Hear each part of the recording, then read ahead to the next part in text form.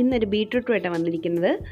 നമുക്കിതിനെ പച്ചടി വെക്കാം. അതിനായി ക്ലീൻ ചെയ്തിട്ട് നമുക്ക് കഷ്ണങ്ങളായി മുറിച്ച് ഒരു കുക്കറിലേക്ക് ഇട്ട് കൊടുത്ത് വെള്ളം ഒഴിച്ച് ഒരു വിസിലടുപ്പിച്ചെടുക്കാം. മിക്സിയുടെ ചെറിയ ജാറെടുത്ത് അതിലേക്ക് തേങ്ങ, ഇഞ്ചി, ജീരകം, പച്ചമുളക് ചേർത്ത് നല്ല പേസ്റ്റ് പോലെ നമുക്ക് അരച്ചെടുക്കാം.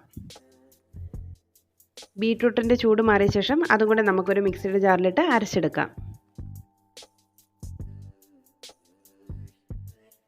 ഈ അരച്ച് വെച്ച ബീട്രൂട്ട് നമുക്കൊരു പാനിലേക്ക് ഒഴിച്ചു കൊടുക്കാം. എന്നിട്ട് നന്നായിട്ട് ഇതിൻ്റെ വെള്ളം വറ്റിച്ചെടുക്കണം.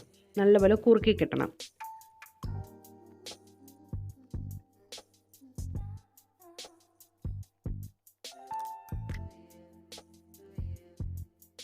ഇതിലേക്ക് നമുക്ക് അരച്ച് വെച്ചിരിക്കുന്ന തേങ്ങയും കൂടെ ചേർത്ത് നന്നായിട്ടൊന്ന് വരട്ടിയെടുക്കാം.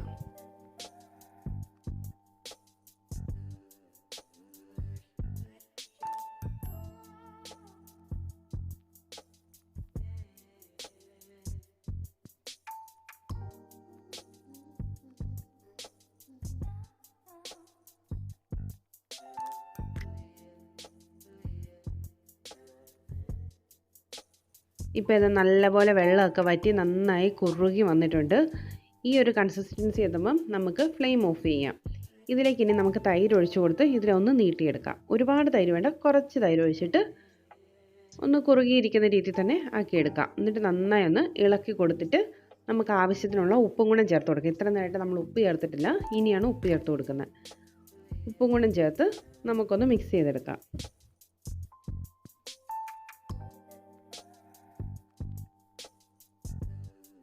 നല്ലപോലെ മിക്സ് ചെയ്ത ശേഷം നമുക്ക് കടുക് ചതച്ച് ചേർത്ത് കൊടുത്തിട്ട് നമുക്ക് മറ്റൊരു പാത്രത്തിലേക്ക് മാറ്റാം. ഇനി ഇതിലേക്ക് താളിക്കാനുള്ളത് റെഡിയാക്കിയിട്ട് നമുക്ക് താളിച്ചു കൊടുക്കാം. വളരെ ടേസ്റ്റിയും കളർഫുള്ളുമായ ബീട്രൂട്ട് പച്ചടി റെഡി. അപ്പോൾ എല്ലാവരും ട്രൈ ചെയ്ത് നോക്കുക. വീഡിയോ ഇഷ്ടമായി ലൈക്ക് ചെയ്യാനും ഷെയർ ചെയ്യാനും കമൻറ്റ് ചെയ്യാനും മറക്കല്ലേ. ഇതുപോലെയുള്ള വീഡിയോസിനായി ചാനൽ ഒന്ന് സബ്സ്ക്രൈബ് ചെയ്ത് എന്നെ സപ്പോർട്ട് ചെയ്യണേ. പുതിയ നല്ല വീഡിയോസുമായി വീണ്ടും കാണാം.